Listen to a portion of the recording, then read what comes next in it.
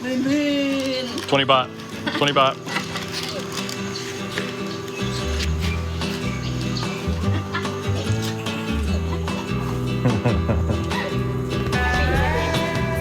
Take them far away. Take them far away. The kids have been asking for a while if they could come over and swim in the pond, and once Pinky finally agreed, they wasted absolutely no time getting in there. I didn't know life jackets were even a thing in Thailand. I thought it was like just swim or die. Bunch of mud pigs out there. Where I'm from, most kids accumulate a pretty impressive collection of toys. Parents order things online, birthdays and Christmas come around, and before long, there are boxes of toys that nobody even remembers buying. That's not really how it works for most kids here in the village. Along there to rescue. Although he doesn't swim either. He probably needs a life jacket more than the kids do. I know. There just isn't much money available for toys or other organized activities. Most days, the kids fit themselves into whatever the adults are doing, or they find their own way to stay entertained. Fortunately, they are never short on ideas. To most Western eyes, this probably doesn't look like much of a swimming pool. But the kids didn't care about the mud, the water quality, or the fact that they couldn't see more than a couple inches below the surface. They spent the next 3 or 4 hours doing exactly what you see here, splashing each other, throwing mud, and diving to the bottom to find rocks.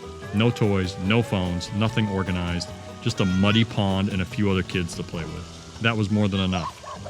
The kids stayed in the pond until almost dark. Then they came back the next day and did the entire thing again, this time in the lower pond.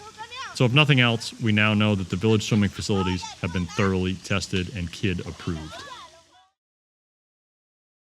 All right, down here at the Lopburi Home Pro, killing some time while my bike is in the dealer for its 500-kilometer service, so they can do the oil change and a couple other quick checks, then I'll be on my way. I think on my way home, I'm going to try a more scenic route. I took the direct route down here. It's mostly highway, which Thailand, surprisingly, if you guys haven't been here, the roads, the primary road, highways and primary roads are really good, but kind of boring to ride on with an adventure bike. So looking to take something a little more off the beaten path. I have ordered, but have not received yet, proper riding gear and crash bars and some other accessories for the bike that I want to get installed and get me outfitted correctly before I go too nuts off-road. And when I say too nuts, it's still going to be pretty basic. With that said, I want to get that stuff installed before I get into some spots where I'm more likely than not to lay the bike down and either damage it or myself. So far, so good on the bike too, by the way. I'm still pretty satisfied with my choice of this little 450. It does not help, though, to have, 2 hours to kill at the motorcycle dealer and ample time trapped there just drooling over some of the stuff they have for sale. And I got some really nice bikes that, again, too much for me at this point on a lot of different levels, but something to keep in mind, maybe. Future goals.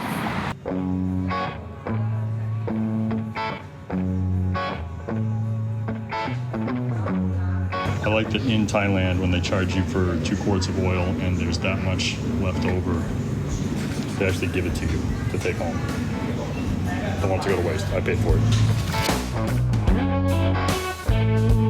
So rather than heading straight home, I pointed the bike toward the reservoir and started picking my way through some of the smaller roads. The roads went back and forth between pavement and dirt, but nothing too difficult, just slow and steady.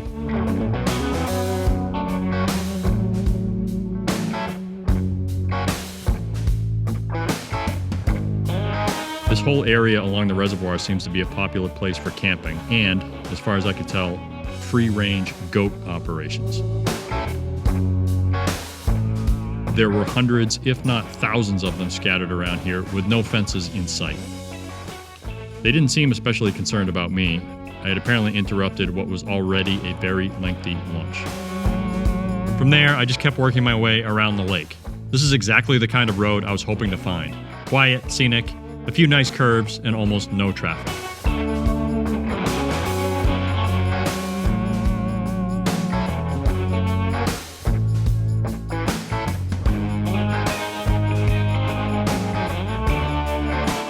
At first glance, I thought this was some kind of unfinished bridge. Nope. I later learned it was built around 40 years ago and once connected one of the villages out here. Then the reservoir was filled, the bridge went underwater, and now it only reappears during the dry season when the water drops. I'm told these boats will take you out so you can walk on it, but either I had the wrong time, the wrong day, or both. There were boats, but there were no captains, or really anyone else around for that matter. Next stop was a temple built into the mountains northeast of the reservoir. I hadn't even properly entered the grounds before it became pretty obvious who was running the place. There were monkeys everywhere, screaming, yapping, playing, banging, preening, chasing each other, and every so often getting into some fairly heated neighborhood disputes. Nothing too severe, just a little societal drama. Meanwhile, this mother and baby were off having a considerably more peaceful afternoon.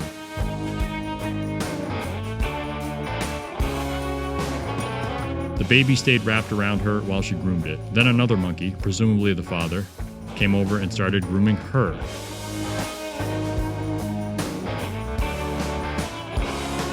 Or maybe that's not the father. I don't know. Who am I to assign familial roles to monkeys? Either way, very cute.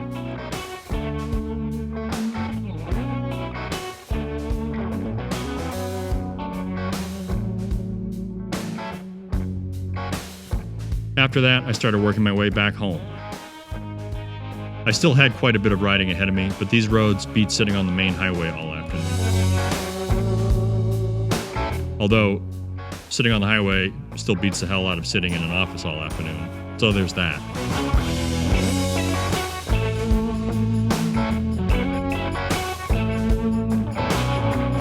By the time I reached the village, a fairly routine trip to get the bike serviced had turned into an all-day adventure, which is more or less the point of buying a bike, right? And after any time spent on two wheels, I'm always grateful to have made it back home in one piece. All right, with the acquisition of this motorcycle, I've had to order a bunch of safety gear and tools and some other stuff, but primarily safety gear. Jacket, pants, boots, all the stuff that I had in the US and got rid of, wasn't worth bringing over here. These boots should have been here in 3 days, but the vendor came back and said that they were out of stock on that specific size or style or something, so they tried to substitute something else, which was fine.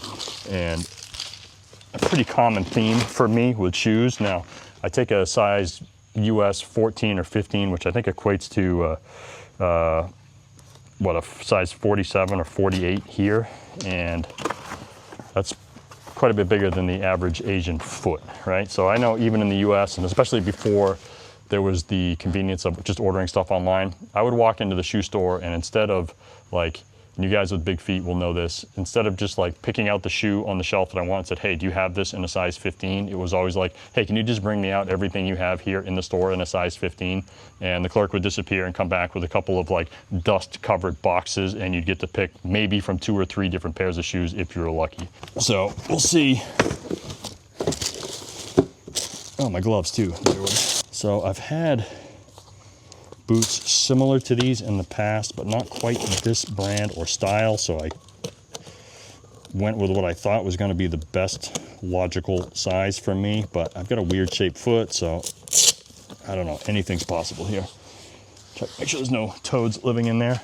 I also had to order some socks. This is the one pair of long socks and long that I brought from the US, and even like took me a half an hour online this morning to find something that a sock that I thought might even be big enough for a boot length sock. So please fit. Ooh, I like that. Oh yes, that is gonna be perfect. I'm gonna adjust the straps a little bit, but the length and width are right on. So that is a big relief. All right, awesome. Nice. So the catch with any boot, adventure boot or otherwise, that is going to protect your ankle from snapping into a million pieces.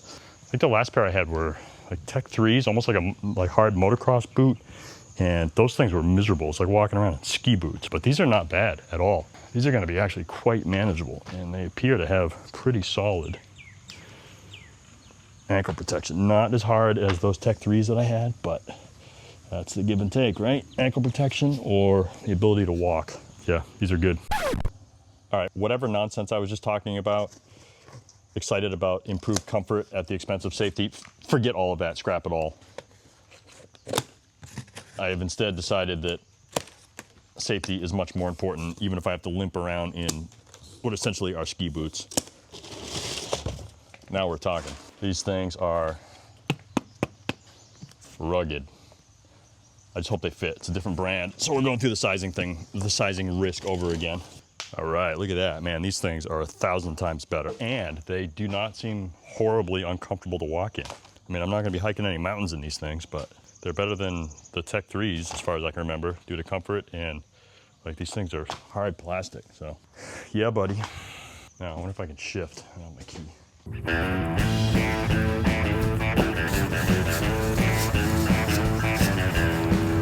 Right.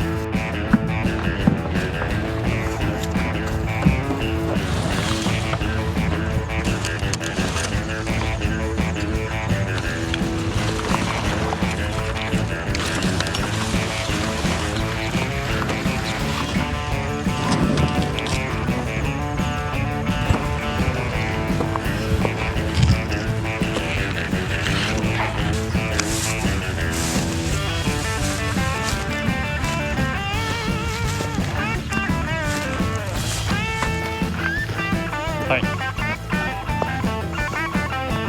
So I came down here because I'm working on the bike. Yeah. I see Dad stuck in the mud down here, Oh no. his truck. So I came down to help him get out of the mud, but by the time I got down here, he was unstuck from the mud. But then I got roped into Spit the banana. transporting 15 banana plants, which is pretty cool that like he's doing that. Where did those come from? Your house? Yeah. Like all the ones that you bring me to freeze? That's these?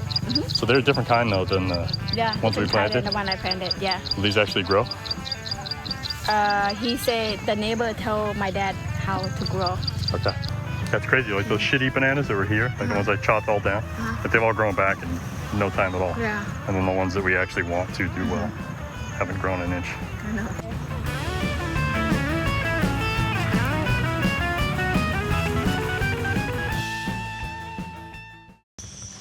All right, another day, another death in the family here, which means Pinky is loading up the truck and heading to Chayapum, which I think is 3 hours away, for another funeral ceremony procession thing. So she rattled off the passenger manifest to me this morning, and I think there's going to be 7 souls on board, which means 5 of them can ride in the cab of the truck, and 2 or 3 will be back here, nested up in the bed of the truck for the entire journey.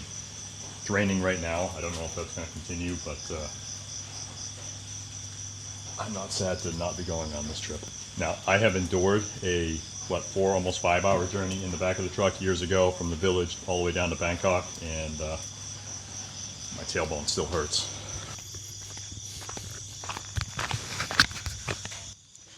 What's going on down here? Just take care of my car. What's the problem? Mosquitoes? Yeah, it's like you see that. You can hear them. Like crazy. It's crazy because they're not bad at the house right now at all, but Yeah, there are but- millions yeah. of them down here. It's just like super. Is it just because it's wet down here, or the cows, yeah, or what? The wet and the cow, and then when they trap in there. You can't see them, but trust me, there's cows in there. I just want to have my brother spray some stuff. It's not like organic stuff. Sorry. Sorry. The organic stuff to keep them not super Okay. wet, and then So what did you do? You built a fire? I built a fire, and hopefully the smoke will go in there and keep them. I don't think they sleep at all last night. They stay in the same position. I come in, and then they still, poor thing, probably eat alive. But I don't know what to do. I'm definitely loving this cow farmer version of you. Really? Up at 4 in the morning to build fires and swat mosquitoes. All right. I can All right, yeah, I'm getting the hell out of here. There's too many mosquitoes. Just eat you alive. Yeah. Like, holy shit. You missed one.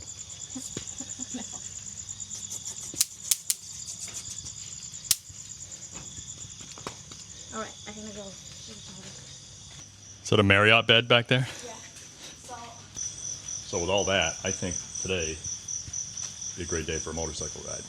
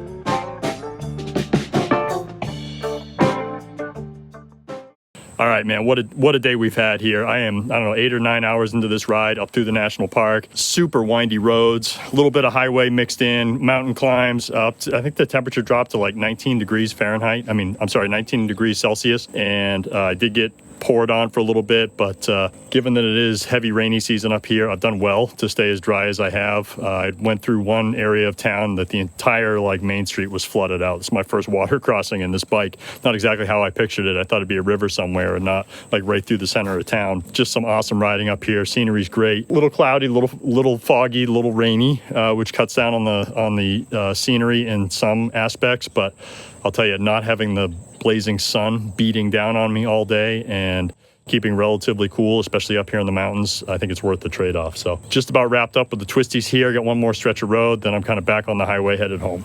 But awesome day. Bike has been great. Equipment's been great. New jacket, pants, all my new stuff. Definitely exceeding expectations. So good day. What do you think, huh? Agree? Okay, cool. Let's get out of here.